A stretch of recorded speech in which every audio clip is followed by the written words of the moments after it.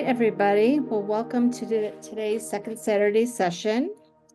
My name is Laura Morrison, and I am the programming chair and past president of WCA 2020 to 2022. Today we are doing a visual fitness workout, Unity, Courage, and Our Lives with Renee Sandell. And Renee is an artist and educator. She grew up in New York City, where she attended the High School Music of Art and the City College of New York. Sandell holds an MA and PhD in art education from Ohio State University. Renee's visual fitness for all is a result of her 50 years of art teaching experience in classrooms and museums, and includes over 20 years of creating art and presenting at Rancho La Puerta at Tecate, Mexico. So Renee, your resume is quite lengthy, so rather than read the whole thing, I'd just like to throw it over to you so you could tell us a little bit more about yourself and kind of highlight some of the things you have done. So welcome, welcome. Well, thank you. I'm just thrilled to be here with this group. I'm, as you said, I'm an artist, educator, and I'm also an author. I actually wrote 2 books with my late co-author, Georgia Collins, 1984, Women, Art, and Education. And in 1996, Gender Issues in Art Education. So, and the most recent book, I probably make art and teach the most, is Real Lives Now, which I did with Jeff Broom from Florida State University. Came out in 2023. It took about 7 years to write it because of the pandemic and so forth, but it highlights case studies of art educators now, how they're working now. There was a book called Real Lives, Art in the Schools, and it was published in 2000, and it was 6 case studies, but it was pre-internet, and everything has changed.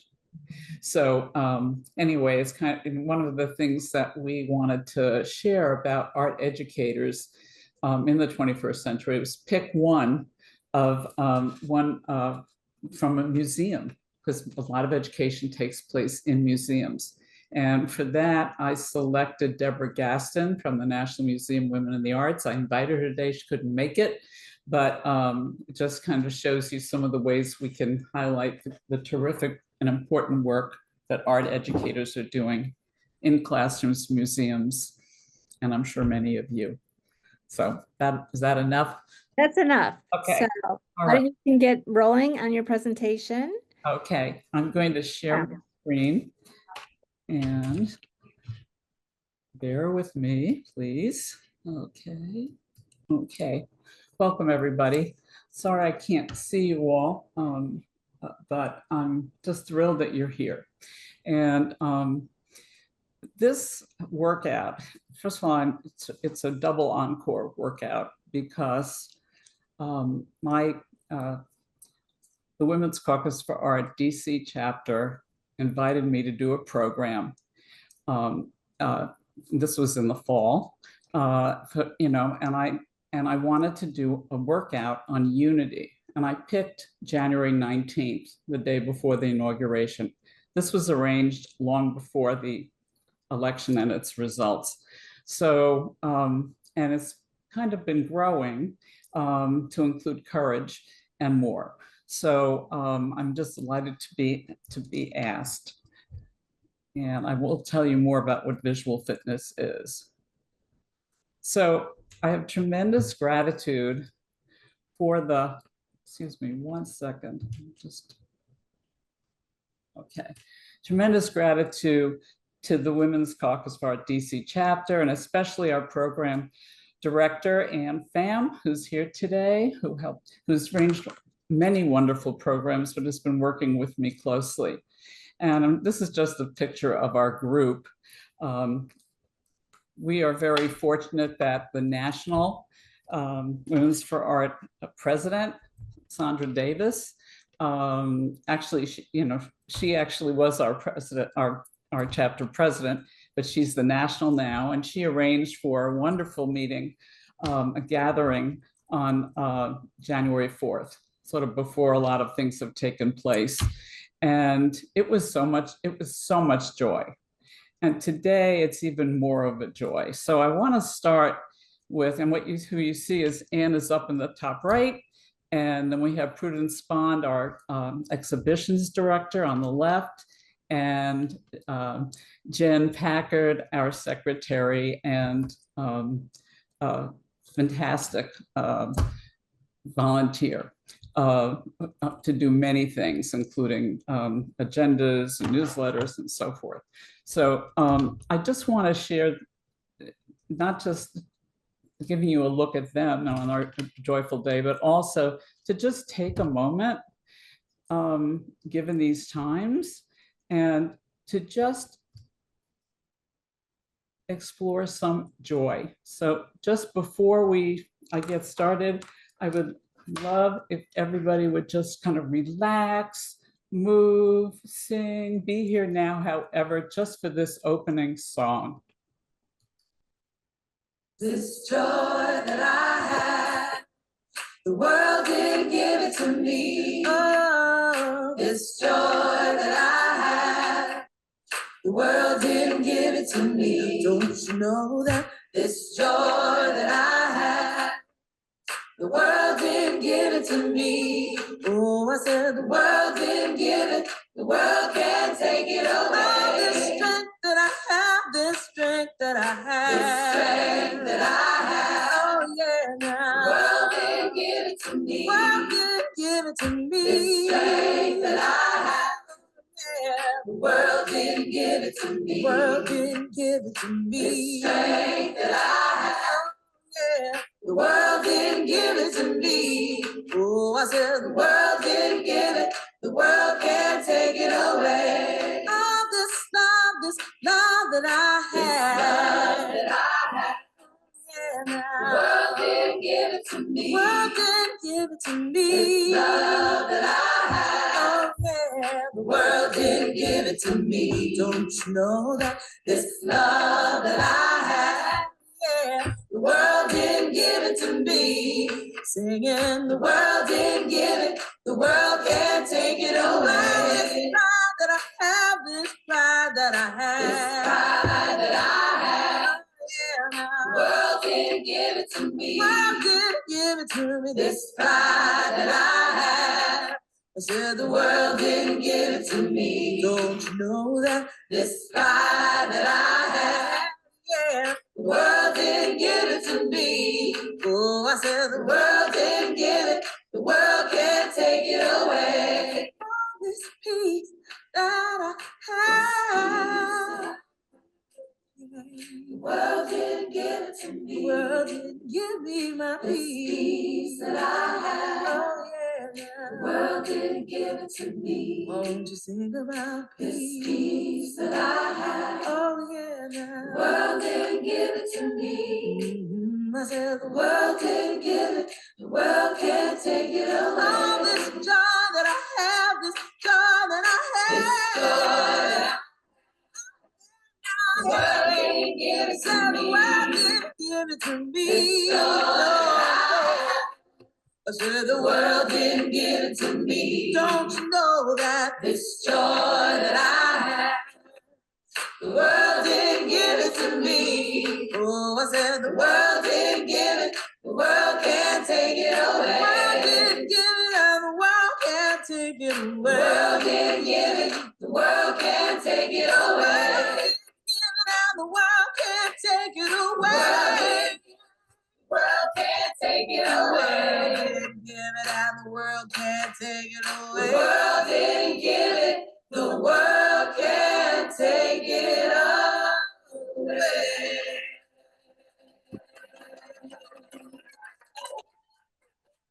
Resistance Revival Chorus believes in the words written by the poet Toy Derricott when she wrote, "Joy is an act of resistance." We believe in the words of Mr. Harry Belafonte, who said, "When the movement is strong, the music is strong." We sing to revive the hearts of those who fight for social justice, and we sing together for freedom.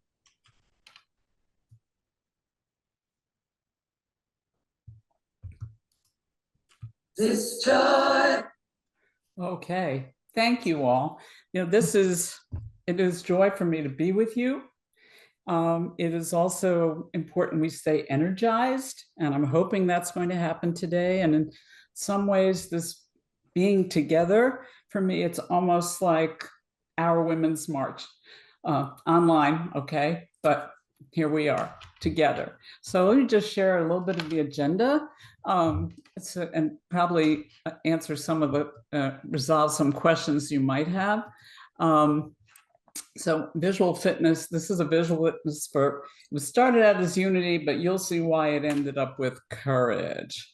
So we're going to start, and I will say that it's really important to almost see me as a coach and that we're in some kind of gym, because we're going to get energized and see more. So we'll start with a warm-up. The warm-up will be, I'll talk a little bit about visual fitness for all, where it came from, why it's important, and something called a balanced way of seeing. And then our activity will be, decoding for some form, theme, context, discoveries, and insights. So we're going to decode an artwork, the Golden Rule, and we're going to decode an exhibition, Original Sisters, Portraits of Tenacity and Courage. And then we're going to do some encoding, some creating.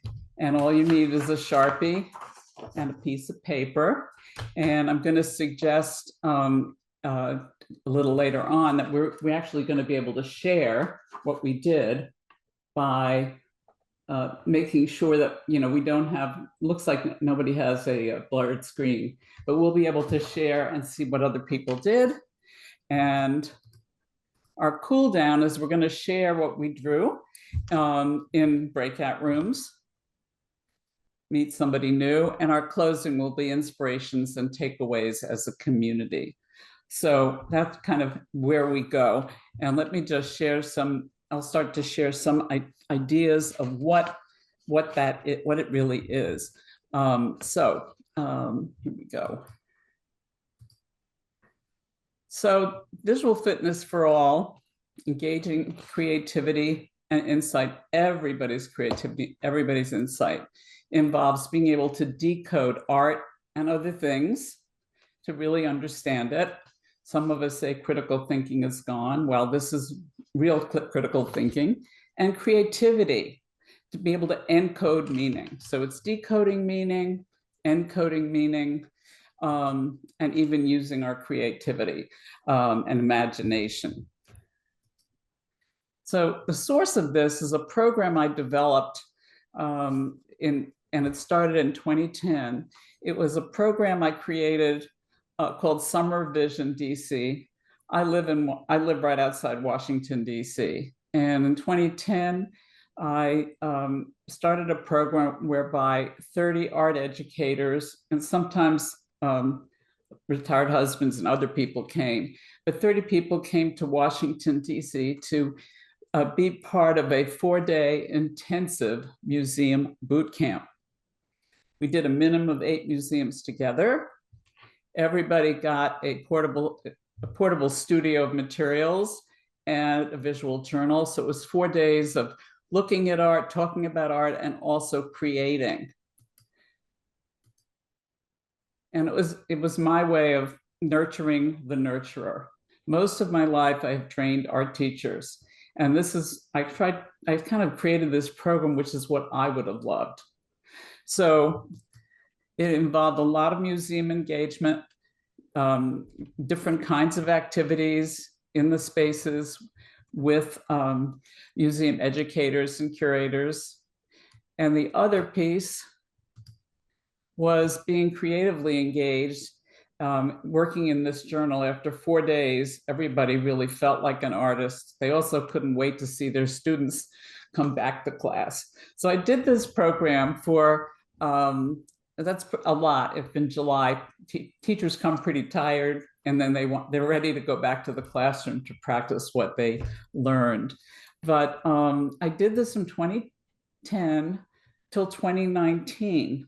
I had 15 cohorts of 30 people, And some people came multiple times. There was always something new. But then in 2020, I was taking a break and trying to redesign it. And then came the pandemic. So the visual fitness really went online. And so I began to help people look at works of art in a balanced way, which we're going to do. And I began to connect virtues with works of art, like resilience with Hokusai's Great Wave, or discernment with Joan Quick to See Smith, who we miss terribly. So it began to be that we could look at the form of things, but then we really looked at the theme, and the themes all come in human virtues. So I began to teach online, which was very interesting, bringing people together, kind of like this. And I'm sorry we didn't have a chance to introduce who is where and what, but thank you for being here. During this time, before this time, I began to be very concerned about our world, how negative it was, and I found some folks who were part of the Virtues Project, which is to inspire people of all cultures to remember who we really are and to live by our highest values. And this program is maybe 37 years old. It's global, and the cards were pretty impressive, and really began to inspire my work. So my work and my teaching. And so let's see. So for example, and today's main theme is unity.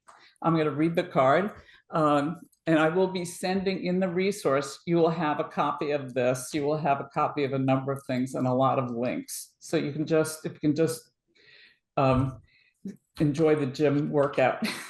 Don't have to take a lot of notes.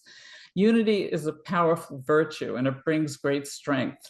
Unity is inclusiveness. It brings people together. We see our commonality without devaluing our differences. We experience our connectedness with all people and all life. Unity frees us from the divisiveness of prejudice and heals our fears. We refuse to engage in conflict, seeking peace in all circumstances. Unity comes when we value every person in our family or in our world. The joy of one is the joy of all. The hurt of one is the hurt of all. The honor of one is the honor of all. And these cards that are accessible not only in card form, but also in an app. You can shake it every day and get one to guide you. But on the back side, there's always an inspiration from all faiths and fields, disciplines. Then there's a practice, and then there's an affirmation, which I'll just quickly read. This is an Ojibwe prayer. We know that we are the ones who are divided, and we are the ones who must come back together to walk in the sacred way. And the practice of unity. I am a lover of humanity. I seek common ground. I appreciate differences. I resolve conflict peacefully. I honor the value of each individual. I am a unifier. I am thankful for the gift of unity. It makes me an instrument of peace. So I find these cards to be very directing and helpful, particularly as our world gets further from it. There are different sets of cards, and I'll send you information if you want to access them, but some are a little shorter, and I'm going to just keep going on here. So 3 components of visual fitness as I developed it. And by the way, it's partly because I used to teach visual literacy. And visual literacy is fine, but it's a little passive.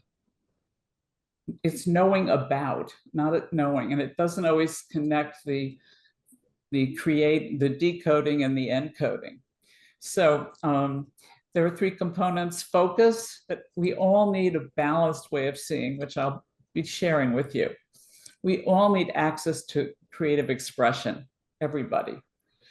It's not everyone's a painter, but everybody might want to choose a color for a room, and how are they going to choose from how many whites there are, and so forth. And finally, community, that it needs to be done in community, shared, communicated meaning. So here's the balanced way of seeing.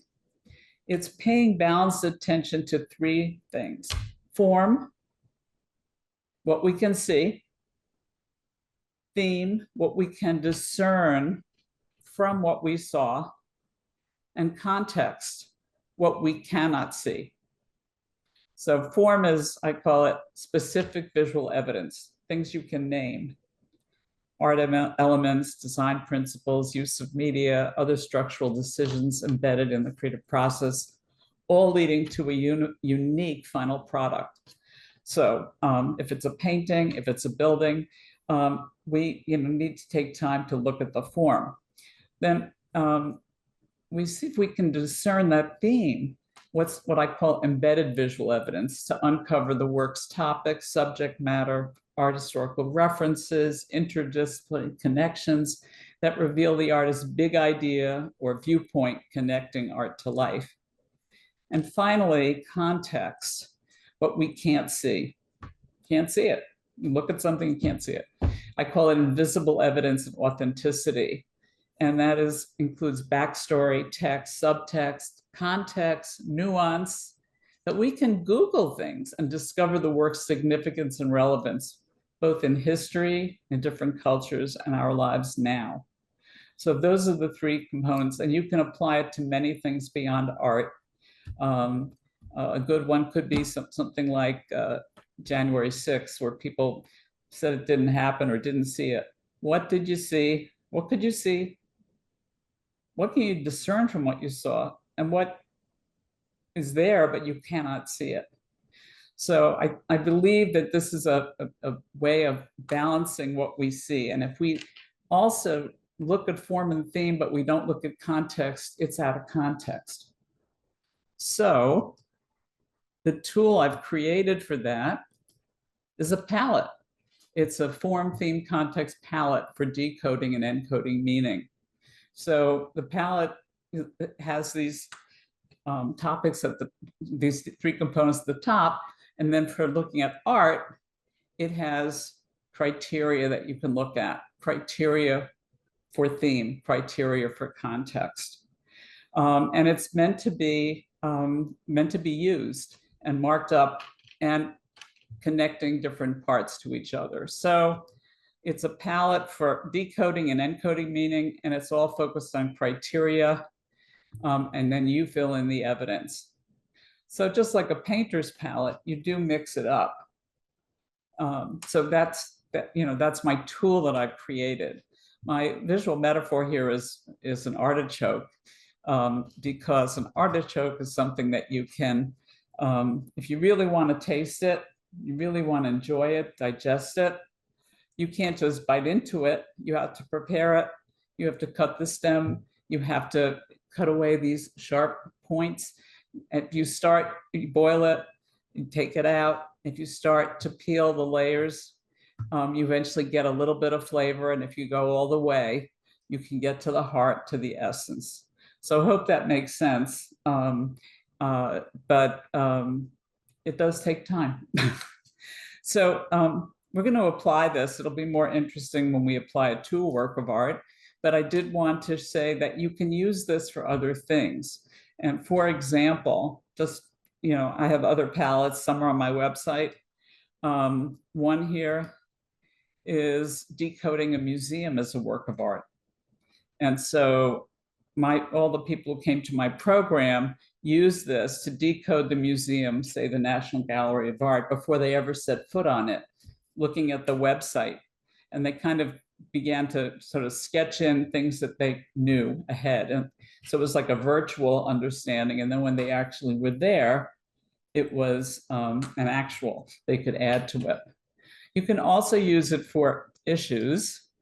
And here's one, I won't talk about it too long, but this one on issues I created during the Me Too movement. And it really got long because it ended up having suggested strategies for eliminating the issue. But I literally took, the visual quality, the formal qualities, what it looks like, what it feels like, the thematic misogyny manifestations, cultural sources and perpetuations, and then for significance and relevance, the who, when, where, and so forth. So it just helped me understand. And really, it's all about seeing the big picture.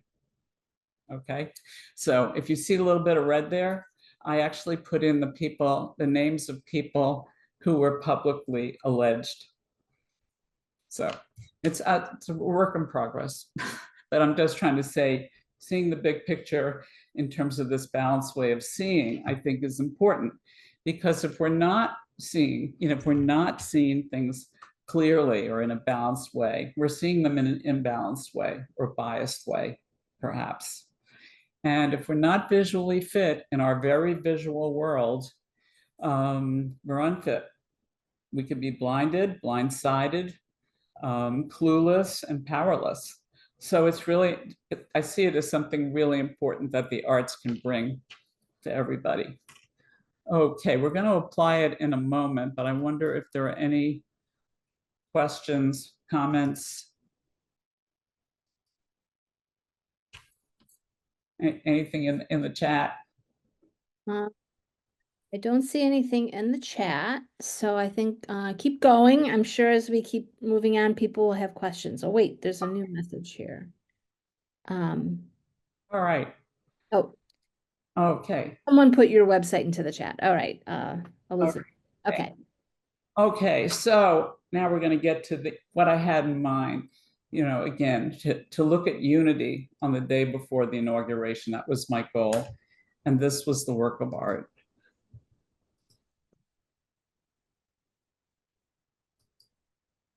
Golden Rule, or Do Unto Others, 1961, oil on canvas. Artist is Norman Rockwell. Here are his dates. And this piece is at the Norman Rockwell Museum. How many people are familiar with this work? I'm just curious. I'm taking a look. Okay.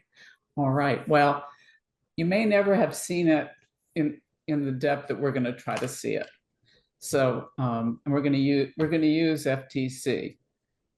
So here it is without the text. I want you to take a really close look. I'm going to set my timer for two minutes, and I'm going to just say, stop doing or don't write or anything. Just look around, see what it can tell you. And I like to share the mantra from a colleague of mine, Peter London. And that's, if you can't concentrate, why not use this mantra? I notice, I notice, I notice, to yourself. I notice, and now I notice.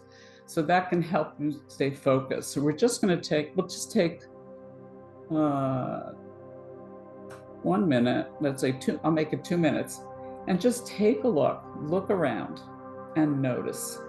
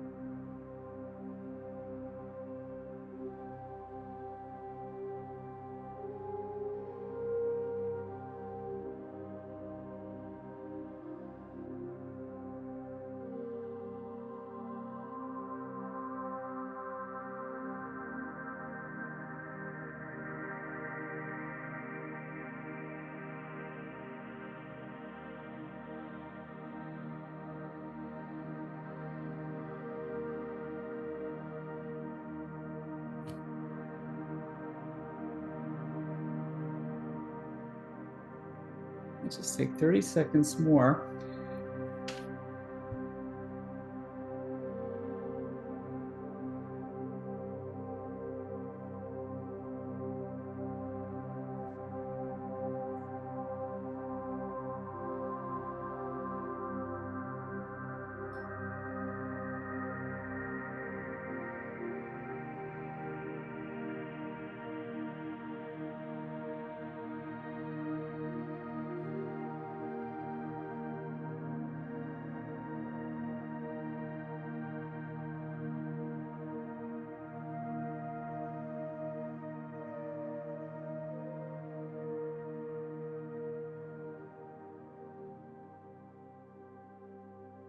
Okay, let's now, in the chat, list, put in, what what did you notice? Let's see if we can pull a lot of thoughts, and Laura will be reading them out loud. I may comment on some, and maybe some people can't. So yeah, let's start let's feed the chat.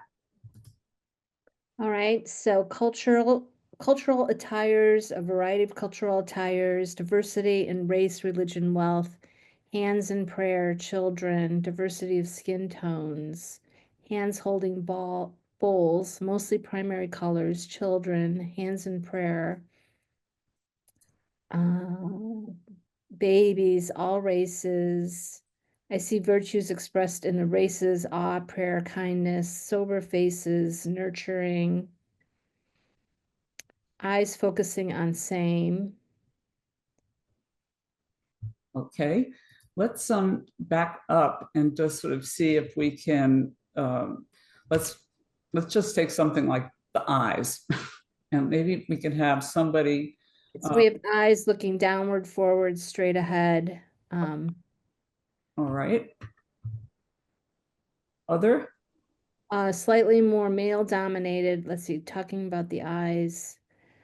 A lot of white in the center, starting from the man with the white beard and going out like a triangle. Okay. All right. Good. Some eyes seem to be looking at the words. Mm-hmm. Not many directly looking at the viewer. Okay. Yeah, it's not like a class picture or anything like that, right? Okay. What else?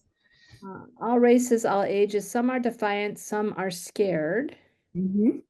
Mm-hmm. Inward focused. Okay. Looking to other people. Good. Great. Okay. None are smiling. Okay, no one's smiling. All right.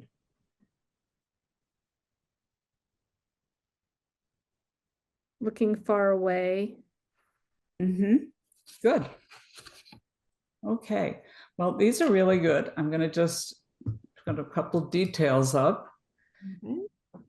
And To everybody. for everyone just to see. You might take, sorry about that. Just ahead. There we go. All right, so we can see, something's blown up here. We see where shapes, of people are posed around the golden rule. And in this golden rule, we can't see it that clearly, can we? Somewhat obscured for the kind of elegant lettering it is. So that's kind of interesting. It's integrated with the people. All right. And hang on one second here. And let's see 1 minute. I'm a little ahead of myself here. So we can see the connections between this is my friend Rachel who brought me there, so you can see kind of the scale, formal scale with us. There. Oh, we're just seeing the one picture. Okay, thank you. There we go. Okay, all right. Okay. So you found a lot, but we're going to learn more. So I'm going to go into theme very briefly. the big idea of unity. Norman Rockwell was he was a world traveler. He was very much a believer in the power of humanity and differences. He studied religions from all over the world and found that the golden rule was the commonality. And let's see. And so I'm moving kind of quickly, but the contextual quality of when it was, 1961, where it's at the Norman Rockwell Museum, and it was by Norman Rockwell, an American artist. And let's take a look at, just notice some things about him, like he actually did a For Freedom series based on FDR's speech. And he also did, and that was I think in the early, I think 1943. I know for sure in 1943, he did paint Rosie the Riveter. People familiar with that work? Yeah, it flashed on and now it's off. There we go. My mouse. Thank you, Laura. Okay. That's okay. So this work of art that's at Crystal Bridges Museum in Bentonville, Arkansas, has been quite an icon of Rosie the Riveter, of women's active participation in the war and contributions. But when you take a close look at this work, and we didn't really mention as much about the different, somebody said something about symbols in Golden Rule. People, when they're looking at this work and studying the pieces, and all of a sudden they realize that her foot is on a copy of Mein Kampf. It kind of it adds to the meaning in ways that one had never seen. I hope you can see that. It's kind of down here, Mein Kampf. All right, so a little more on context. This work of art actually was a cover for the Saturday Evening Post. And let me just show you that. So it was an oil painting used as cover illustration. And I want to just read to you that for Norman Rockwell, the 1960s marked a period of change. The mood of the country was shifting. The rising popularity of television in American homes for a culture fascinated with celebrity. Kind of be now, huh? Catering to popular taste, many magazines began to use photographic covers, frequently portraits in place of illustration. While he would hold his position as the Saturday Evening Post's premier illustrator for a few more years, he could see the writing on the wall. And he moved to Look magazine. And at the same time, on a personal level, Rockwell was still mourning his wife, Mary, who died suddenly in August 1959. But he began to start exploring social issues. So let me share that. And another example of this work is that a mosaic based on the painting was installed at the United Nations headquarters in 1985. It was rededicated following its restoration in 2014. It is called Golden Rule, and it's a 23,000-piece mosaic presented to the United Nations in 1985 as a gift on behalf of the United States by then First Lady Nancy Reagan. Okay. So just a little more context about the artist. When he was born in 1894, he died in 1978. He painted over 4,000 paintings, hundreds of magazine covers for the Saturday Evening Post and Look magazine. And if you've never been to the museum, you must go. It's unbelievable. And they have his studio restored as well. And he himself is a cultural icon of American nostalgia. So I'm going to now share with you, it's a video in the artist's own words. So rather than me try to explain, more about the theme and the context, I think you'll find this quite interesting. I want you to just relax and listen to it. It's about 8 minutes. Okay.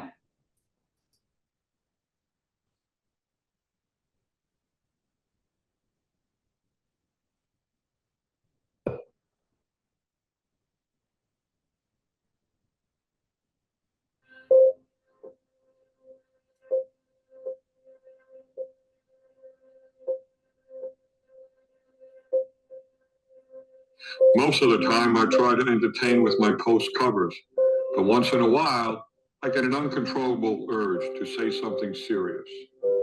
Like everyone else, I'm concerned with the world situation, and like everyone else, I like to contribute something to help. The only way I can help is through my pictures. So for a long time, I've been trying to think of a subject that might be of some help. Then one day it came to me. I suddenly got an idea, the golden rule. Do unto others as you would have them do unto you, was the subject I was looking for. Looking back at the moment, I'm not entirely sure of why or how the idea got into my head. But I guess if I think about it, throughout my life, having traveled the world, everywhere I went, people were so welcoming to me and my family. That warmth and hospitality always stuck with me, and it reflected how I wanted to treat everyone in return. In my research, I've been reading up on comparative religion. The thing is that all major religions have the golden rule in common. Not always the same words, but the same meaning.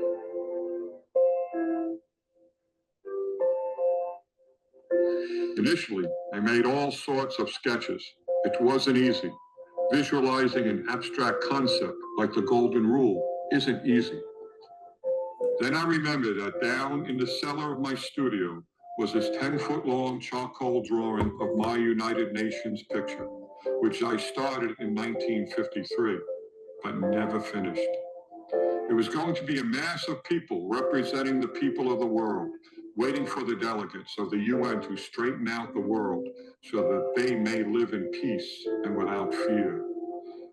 I never finished the picture, not because I lost faith in the UN, but because I lost confidence in my ability to express what I wanted to say in the picture.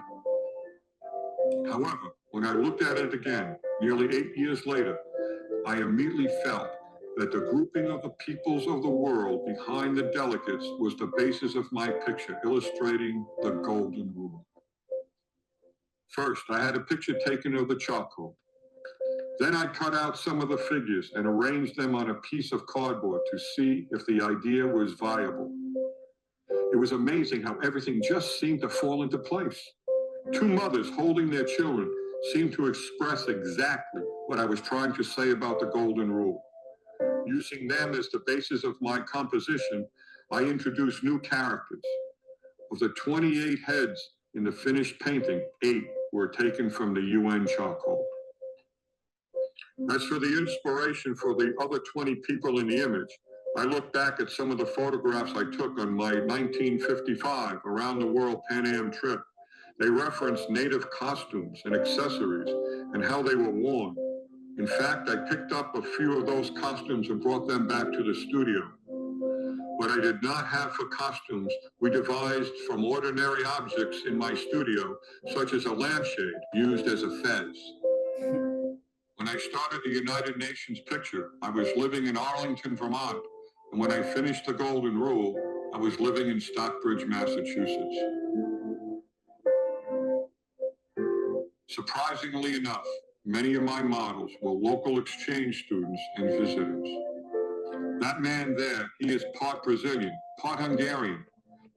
Then there is Choi, a Korean. He's a student going to Ohio State University. Here is a Japanese student at Bennington College. Here is a Jewish student. He was taking a summer school course at the Indian Hill Museum School, right up the road a piece. Ironically, the rabbi, well, he is a retired postmaster in Stockbridge. He made a pretty good rabbi. In real life, he's a devout Catholic. I got all of my Middle Eastern faces from Adela, who runs the Elm Street Market, just 1 block from my house. This girl is a local girl who lives in Pittsfield, about 15 miles away from Stockbridge. This little girl lives in Stockbridge, just down the road. This person up here, she's from memory. She's my wife, Mary. She passed away a couple years ago. She's holding my grandson. Although she never got to meet him, she gets to, in a way, in this picture.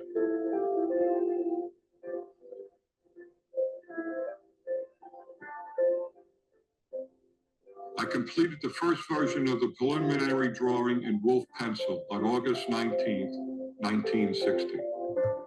On September 3rd, however, I revised the drawing to include people of every race, creed, and color, depicting them with dignity and respect. This here is the final version of the drawing I completed on September 28th. Although I had not solved all the problems, I felt I should start the painting. September 30th, the first day's work on the painting. I was laying in the heads roughly. A painting always progresses rapidly while I am laying it in roughly. You see the golden rule lettering?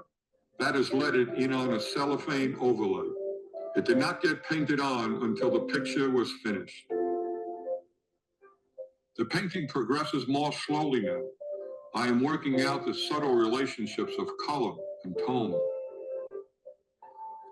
I'm still making changes in an attempt to tell the story more clearly with great impact. Each head must have a character of its own and yet contribute to the overall conception.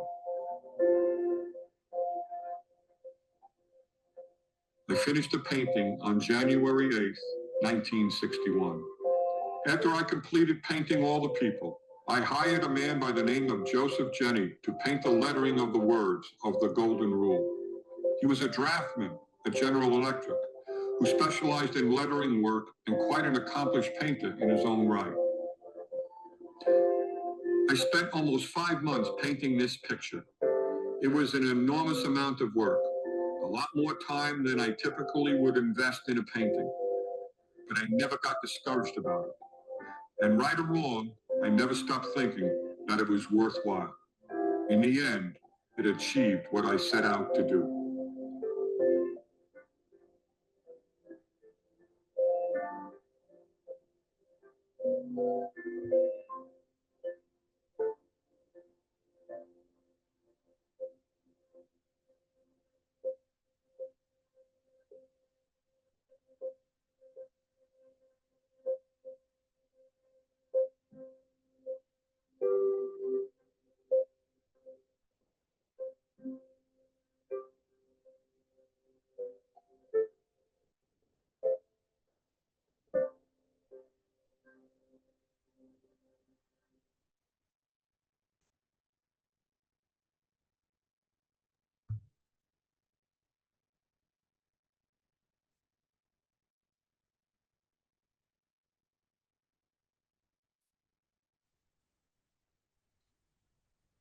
That was so interesting.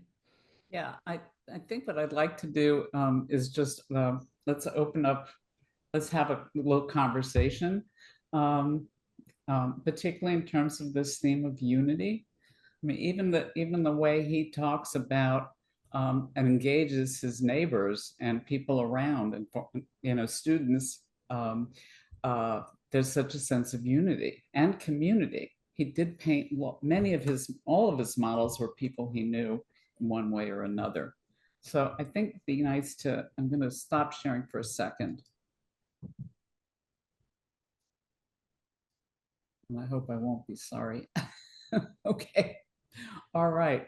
So let's just open it up to a little bit of conversation. Maybe you could raise your hand and unmute if you have any comments or thoughts. I'll start. One of the things that struck me right in the very beginning where he said, I was trying to do something to help. And he said, the only way I can help is through my pictures, which was, being an artist, we can help through our art. And so that was really, that was very heartwarming to me to hear that. Good point. Yeah. Anyone else have some comments? Just raise your hand or just unmute, and we don't have that many people here. I think we can have a little conversation pretty easily. Okay. Um, I can't seem to, oh, there, I got Oh, it. there you are, Bonnie. We can hear you. First, I just want to mention the picture of his wife and grandchild. That was very touching to me. I mean, the whole thing, of course, there are just no words, but that specifically touched me in a way because, you know, being a grandma and all that. And I just want to say one more thing, Laura. I'm going to have to leave a little bit early because I happen to have all my grandchildren coming over. Oh. That was planned before any of this. So I'm Yeah, going so you can watch this later. We'll have it up in a week or so behind the membership portal. but I'm really enjoying what I've heard so far, and thank you. Great. Thank you for coming. This is Ellen. I'm sorry I don't have my video on. So I was trained as an illustrator. So watching this, the process, the layers, I'm just blown away. The preparation for the final painting, his patience, never mind, he was like an outstanding draftsman. But the process just made me appreciate him so much more. Thank you for sharing this. Catherine, you have your hand raised. Yeah, I just wanted to say this, I was so lucky just in October to go for the third time to the museum. It's really worth seeing. But what I wanted to comment about was the sense that, I mean, he's an incredible artist. And the fact that even he felt overwhelmed and could not undertake this and was waiting for that moment. And yet he was able, through the process of just doing one step at a time, to actually complete something that was so daunting and seemingly unachievable. And I think that's a great message for all of us. Absolutely. Deborah? Oh, you have to unmute. Oh, okay, did that, I think I unmuted it now. Well, I appreciate how, I want to say progressive he was in his worldview. I didn't know that about him. And I think besides his incredible skill as a realist, my takeaway from the interview, besides his New York accent, which was delightful, was the context. And I've always loved context, and I feel like I'm missing that in when I'm looking at people's artwork. Somehow, I very often think he's like a woman, like women artists. He's late to get the recognition, the deep appreciation somehow, and maybe it's in our prejudice about, you know, illustration versus high fine art, particularly at that time. It really is fascinating. Thank you. Remedios, I see you have. Hello. Yeah, I'm really grateful for this presentation, and I was not that fully aware of his work. This has really helped, and even though I've been a fan of his work for many years, that your presentation and that speaking by him really gives me strength, because I have a lot of the same goals with my artwork of, you know, reaching out and connecting community with these messages to try to make the world better with my art somehow. And I get discouraged, and sometimes it seems kind of pointless and hopeless. And he gives me encouragement. Great. Okay. Anybody else? Thank you for these thoughts. I just have one other comment. So I, through WCA, we were able to get a tour of the UN years ago when we had a conference in New York City, and seeing that mosaic in the UN was quite moving. I remember that. I mean, it's, you know, it really stuck with me. Having that piece of artwork in the UN, it was very powerful. And anyhow, if anyone gets a chance to go to the UN, do try to seek it out because it's really quite lovely. All right.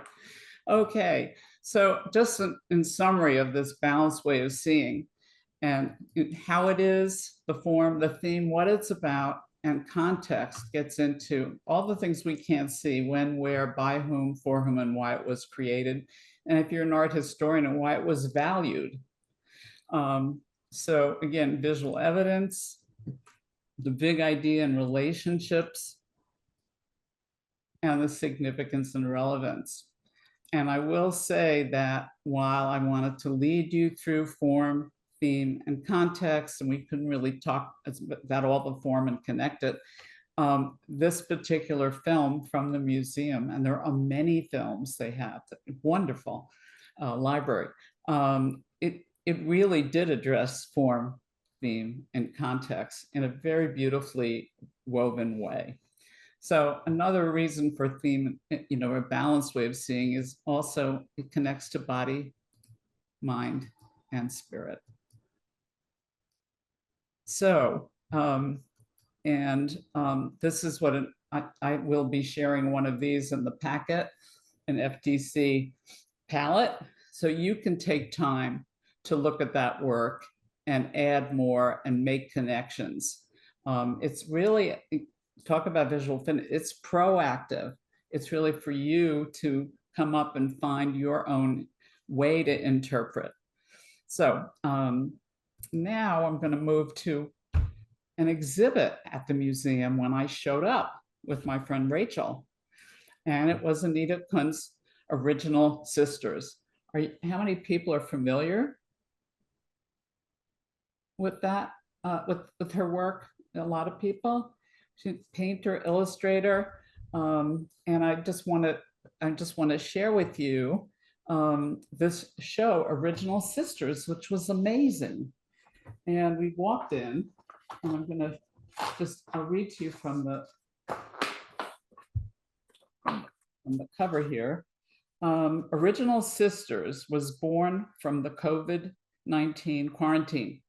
In early March 2020, locked down in her home studio in Toronto and longing for inspiration, artist Anita Kunz started researching women on the internet. She wasn't sure what she was looking for, but she soon found an array of astonishing people who had done amazing things, some of whom she had heard of, but most of whom she had not.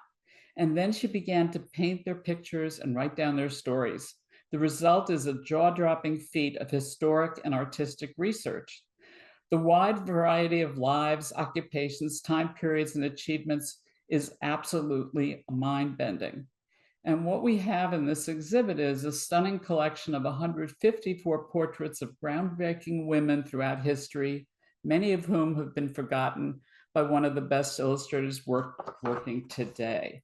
So I want to show you the exhibit, and we're going to actually do some creating in response to this exhibit. So if you can notice here, she's got all of these graduates wearing masks. I'm just going to take you through. This is a short little video that I took just to give you an idea what it was like.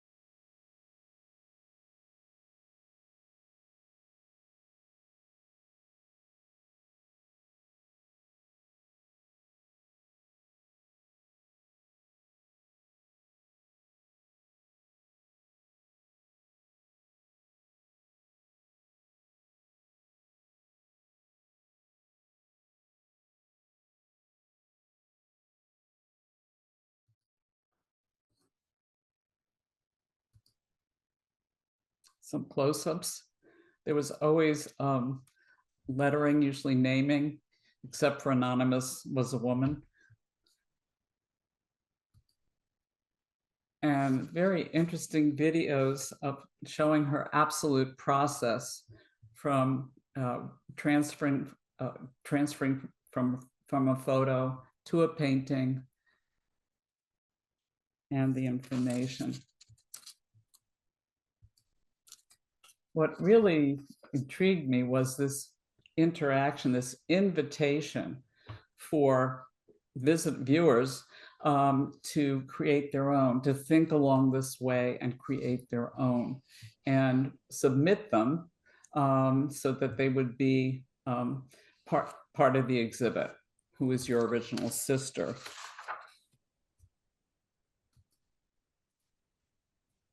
And yeah, the subtitle is Portraits of Tenacity and Courage. And I love the wall text. What I've come to realize is that there is no end date for this project. Every day I find new women in history who, in my view, should be celebrated. So along those lines, we're going to look at, once I saw that show, I added courage to the workout. We're going to look at courage and do some creating as well. And I'm just going to move to the second card, just in the interest of time. Courage, a brave heart. We find inner strength to face life's unknowns and challenges. We don't allow fear to hold us back. We welcome new possibilities, choosing trust over control. We move forward with faith in what is to come.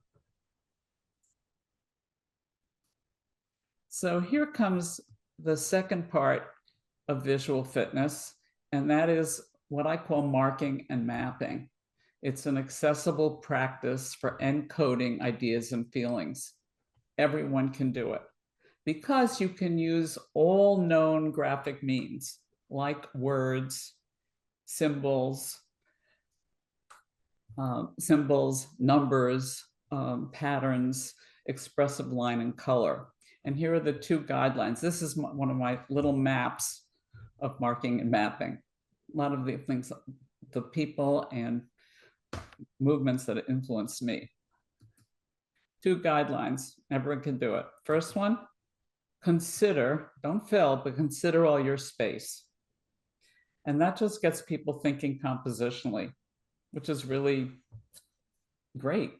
And people, once they think they have to consider all their space, whether it's small postcard or the side of a building, they're thinking compositionally. The second guideline is if you make a mistake, turn it into a surprise.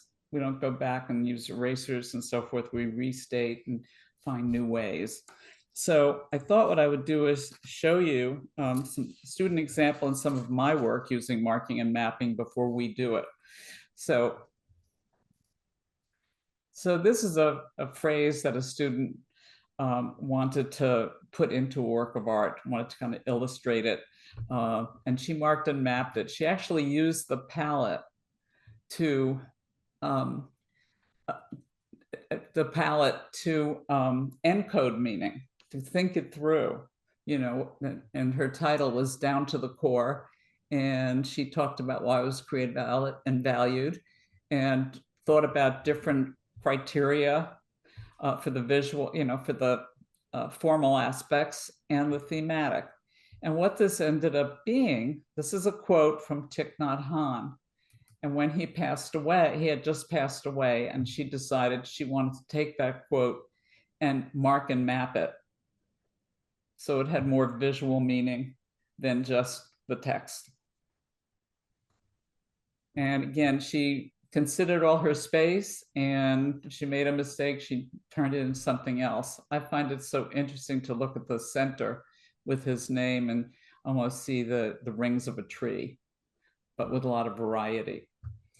Anyway, that's just an example, partly to show you how you can use that palette to encode, not only decode.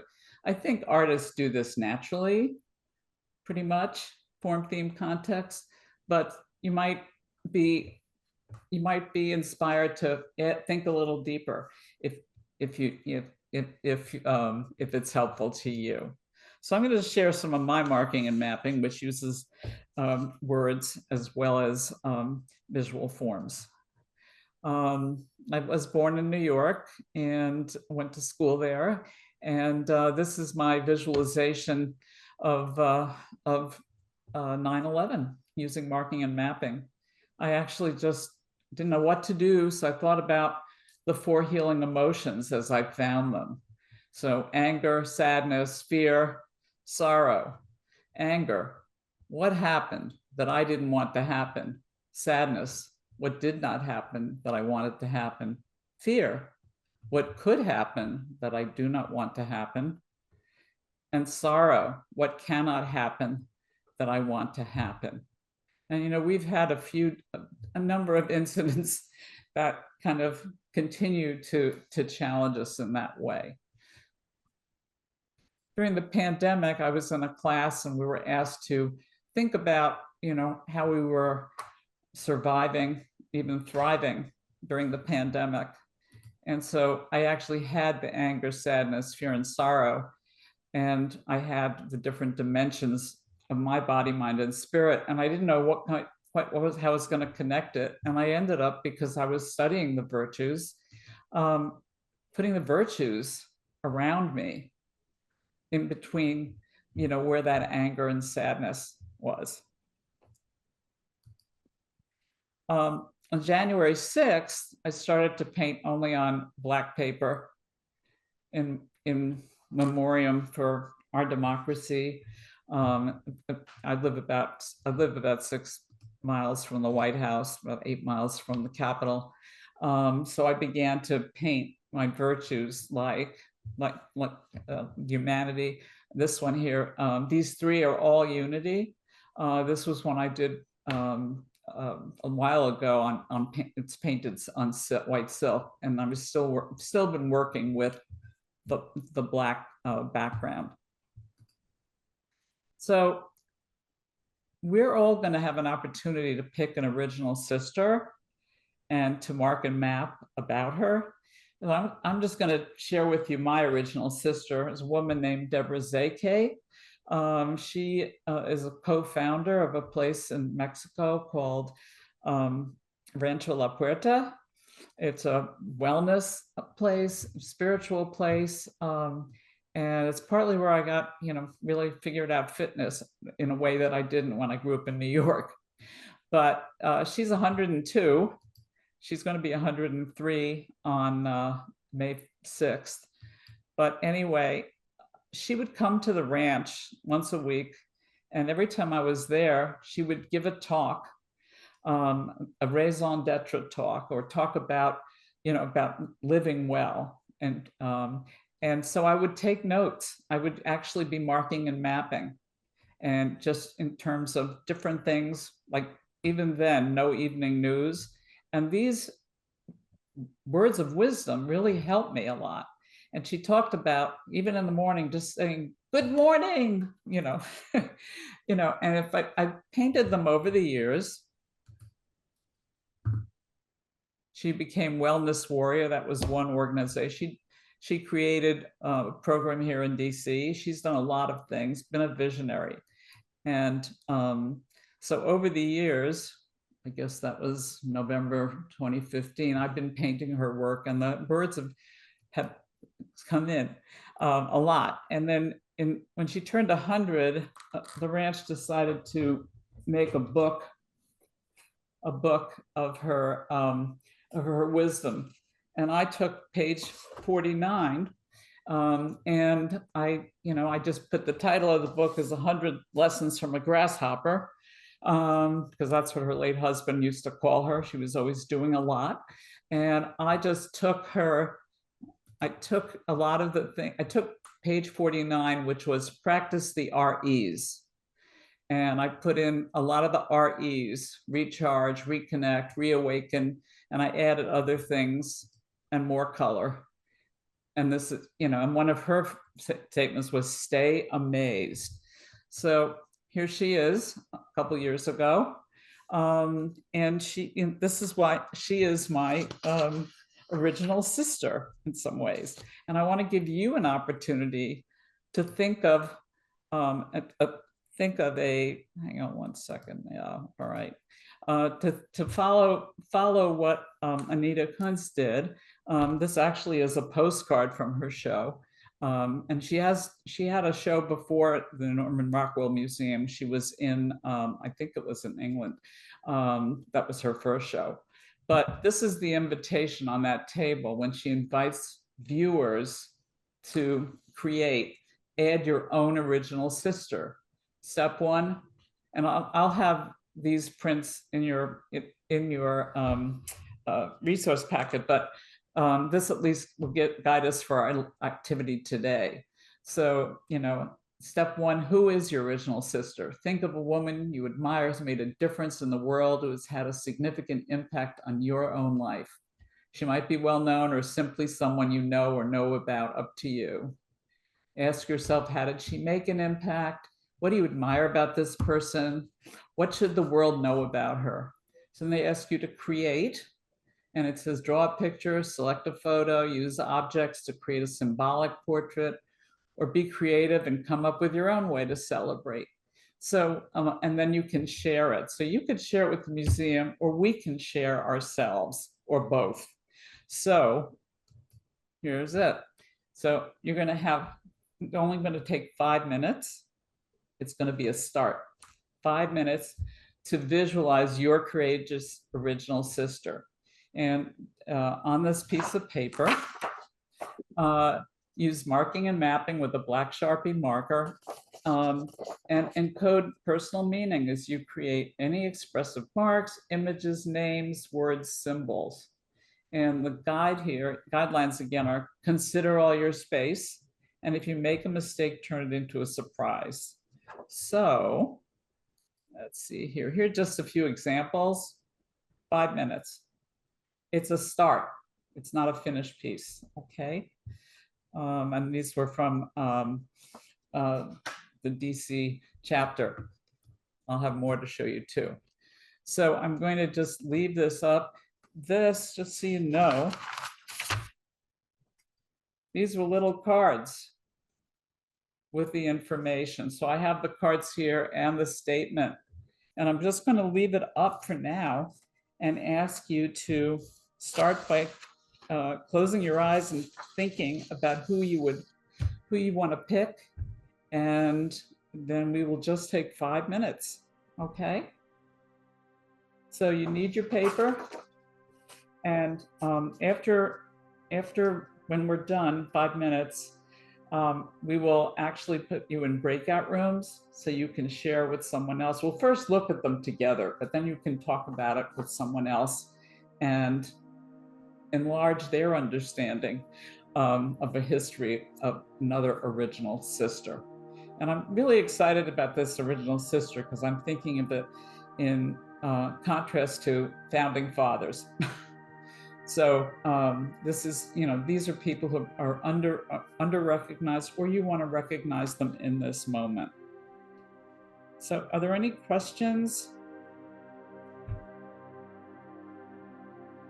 Okay, so let's start. Thank you.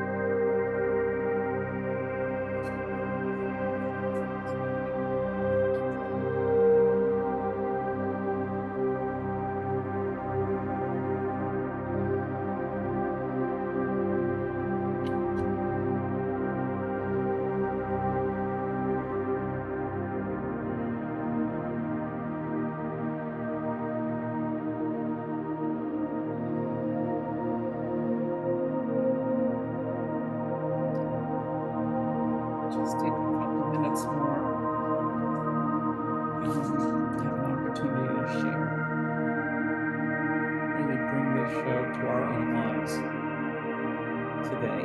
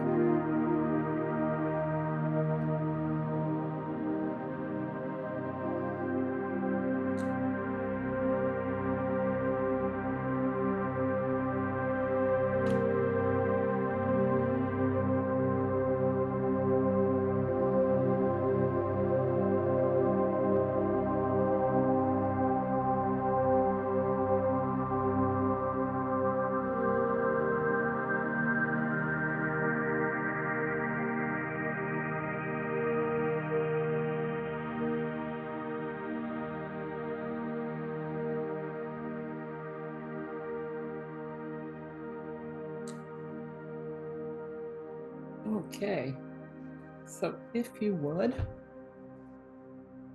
it may be a place you can sign it and date it.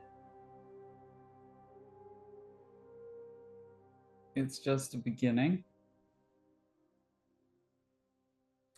And I'm going to ask if you would please share and turn on your video and see if you can hold it up. Mine is still for Deborah. Hold it up in a way that you can see it and you can see others. So let's see if we can put these together. If you've got a blurred background, it may be a little hard to see. Let's see what we can see. So looking around, start putting them up, please. I'm gonna try to take a screenshot. All right, we're waiting for everybody. And take a look around while you're waiting. What do you think? Anybody? I'm so sorry I can't get my Oh, okay. video on. All right. Well, take a look around. All right. Okay. Let me just see if we take one more video and one more just to kind of gather it. Okay. This isn't fine art. This is 5 minutes, right? It's a start. It looks like everybody considered all their space and must have used all their space and didn't have any mistakes. What I'd like to do is give you 5 minutes now to connect with someone else randomly in a breakout room. Does everyone know how to do that? You're going to be invited. Laura, you're muted. Sorry. So I have to set up the breakout. I did it. Oh, you did. Okay. So there'll be a breakout room. And so it'll say, you're invited to join this room. Just join it, connect with someone else and share your original sister, someone that you thought of today. And then we'll come back and we'll talk a little more. Okay. So how was that? What did you discover from sharing and receiving someone else's original sister? And 5 minutes worth, really.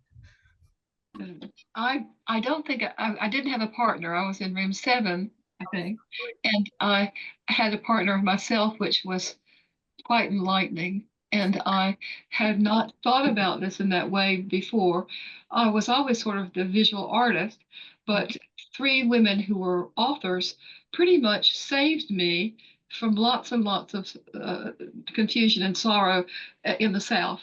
And I made them into one tree trunk, and then they sprung up other trees around that would refuse to be used for ropes for lynching. Or it's a woman's heart that my mother had, that heart, and I found that in those authors who could describe to me where I was and how you could live and still see it.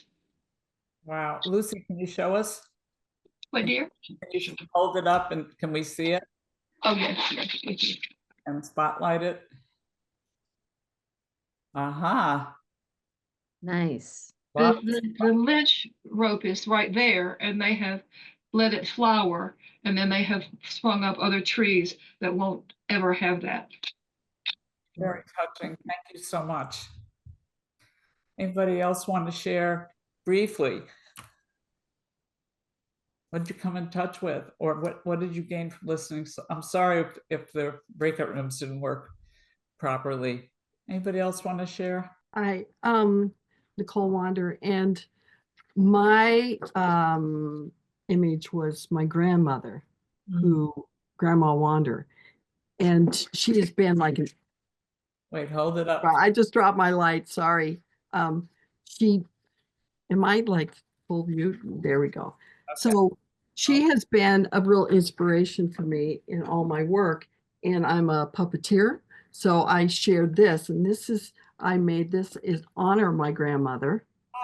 This is Granny Pearl. Oh, hello there.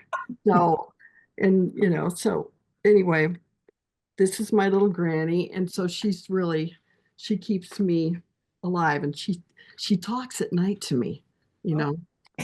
Right. We work things out. So anyway, that was my image, and thank you. Hold it up one more time so we can really look at it. It doesn't even look like my grandmother, but Okay. I wrote the different things that she did. Right. It's how it is. Look at that. You could tell there must be a puppet like her. Look at the words. Grandma, this does not look like you. No, no, no, no, no. Her being. All right. Very good. Thank you. All right. Well, would love to see, there's going to be an opportunity if you want to share it.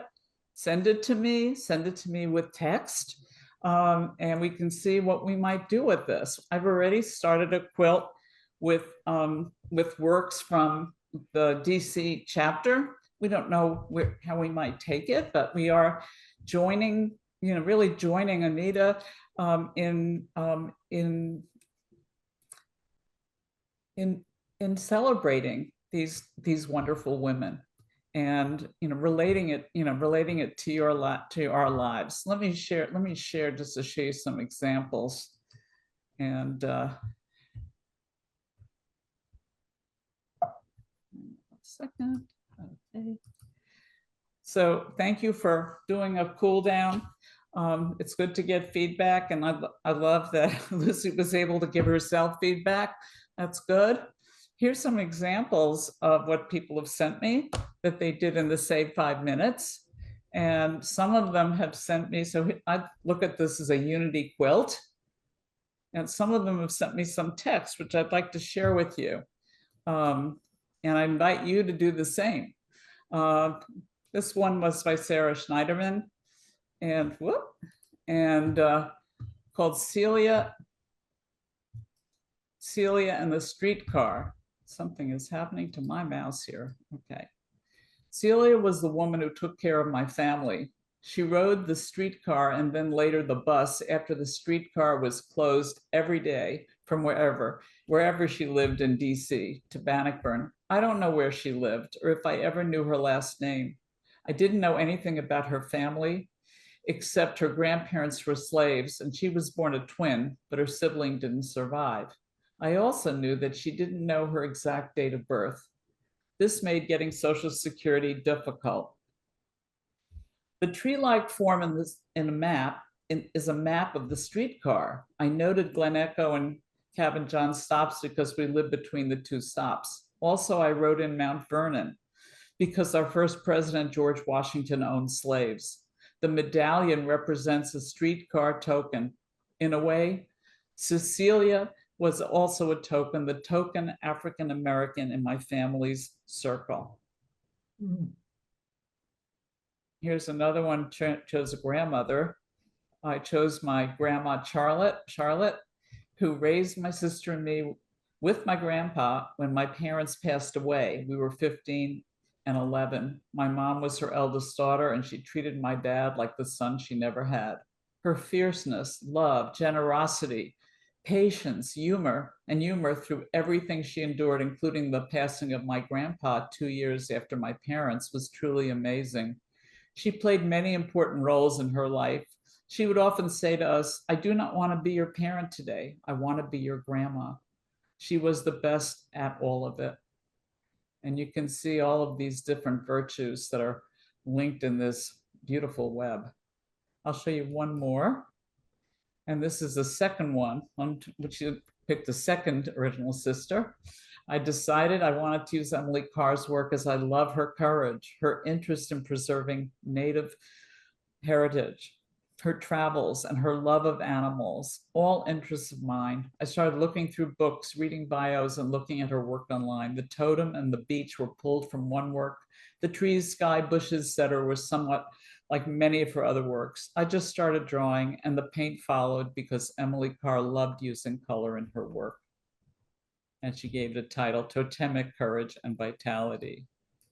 So you're welcome to share. I would love to see them, and I can put them together for everybody. If you're someone who's going to get the resource is going to look like this, and I will remind you to, if you're willing, to send your mapping so we can make a quilt of our unity and courage.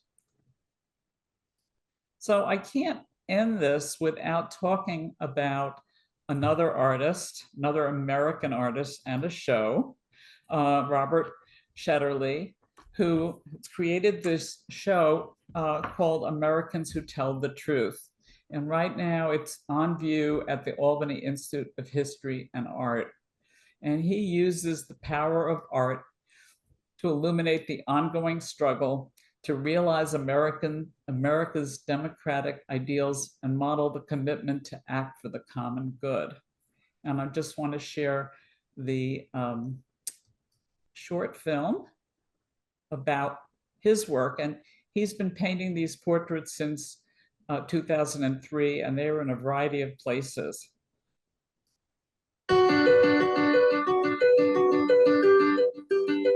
In the Americans Who Tell the Truth portrait series, I was thinking about using art as therapy. I was very angry about where this country was going as we were being led into another war that didn't need to be fought. And I thought, what can I do? The earth is in charge, the cosmos is in charge, nature's in charge. We are. Thank goodness our attempts at genocide of Native people were not successful. And when you see us as humans, we can better advocate for our rights to clean air and water. Listen, there are other ways to make money. This is not only about equality, it's about existence. If you all just witnessed something amazing, I want you to say, yeah! Oh, right, can you hear me? Yeah! And these young people are the moral leaders of our time. And unless millions of students are not coming to see themselves as activists for climate justice, then we're doomed. Today, we make a change!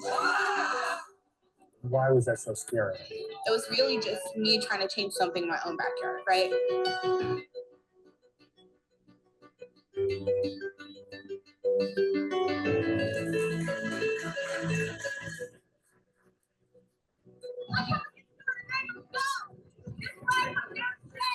Courage is about the belief that there is something greater than your fear.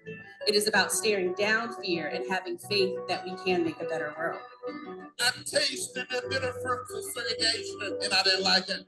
I got in trouble. It was good trouble, necessary trouble. That's how we know who we are, by knowing these stories, identifying with these people, because that's where the best of this country is.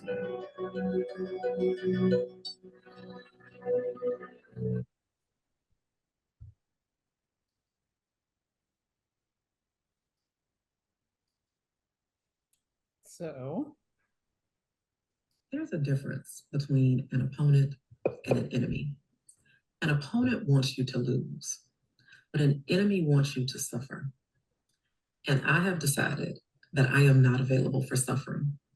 That is not on the menu, is not available for public consumption. I'm not interested in that train of thought.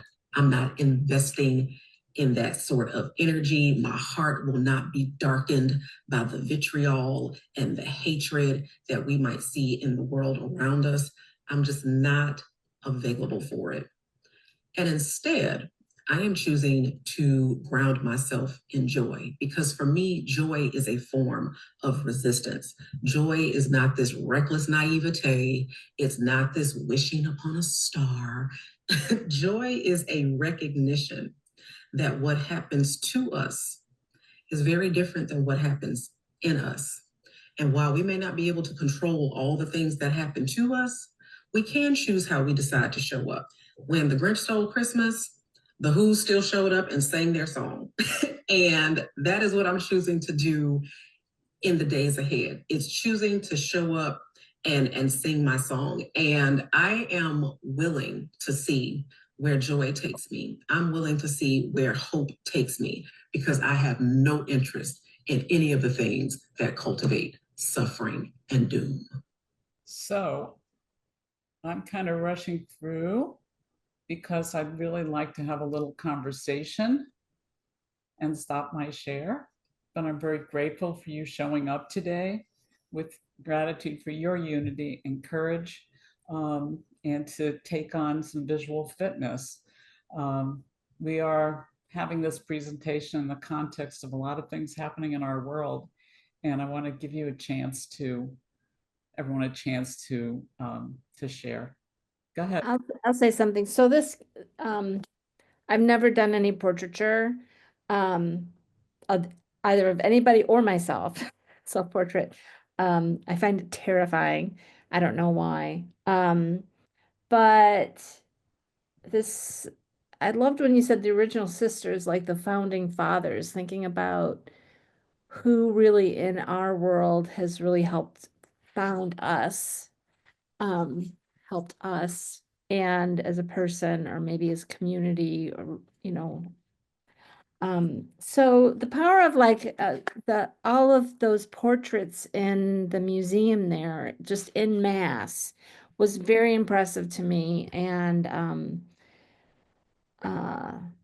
inspiring. So anyhow, that's just like portraiture really seemed, and there's lots of ways you can do portraits. It doesn't have to be physically their faces, there's all sorts of different ways to do something. So considering some work going for the future, how I could kind of embark on that. Great. Can you show us yours? See, mine is like, I'm very much into writing lots of things. I do fiber art, and this is about my friend Liz, who I've known for over 40 years. And she's like my real sister, not my blood sister. And so doing a piece to honor her and how great a friend she's been with me for me over the years, is something to think about. And then going on to all the other women I have in my lives, my friends, my family, people who have really been supportive over the years, is something to think about. So, I can see you making a collection. Yes. Building a collection. In a collection. Something about making it. Yeah, I use a lot of text in my artwork, and I do with embroidery, and I think that's why, there's all the writing on it.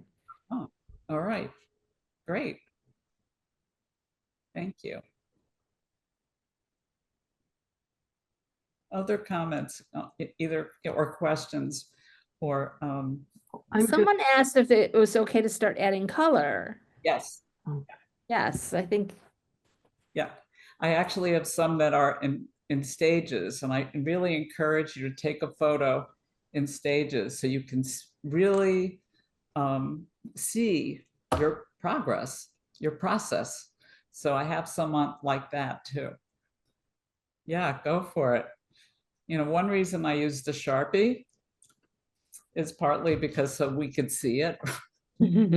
But I also teach marking and mapping so people can authentically express themselves and even make their own coloring book pages. Why go for Disney? But you can do an original sister. I like the idea that people thinking of extending it. Yeah, Auntie, you're muted.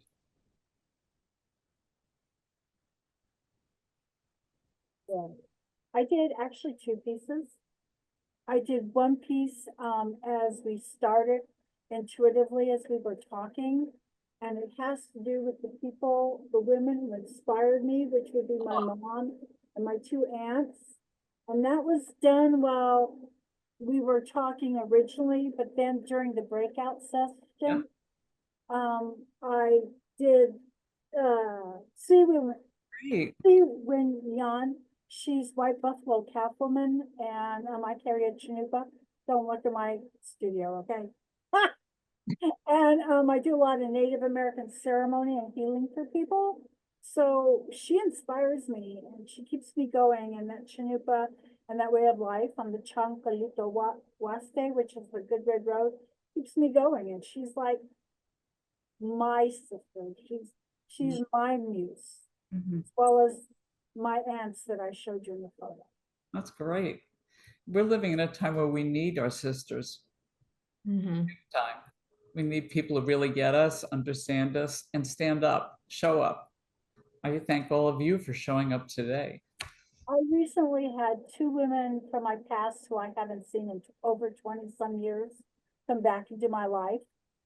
I had gotten COVID, which was weird, and on the same night I had totaled my car coming home. That's how bad I felt, like, what? And both of them came back into my life, and we have started a healing circle with women. So now I'm mentoring them to help planet and other people, especially other women. Beautiful. Thank you. Anybody else? Catherine says she found this unexpectedly emotional. So that's interesting.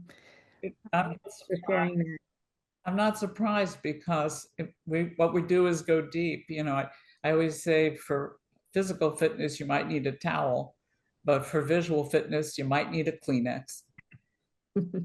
I also wanted to comment that I actually have 5 sisters, and we're really close, except for one problem sister. But I feel that there's a lot of sisters within me, that, so I am a portrait artist in way of, and I do a self-portrait every birthday, which for the last 30 years has been very interesting.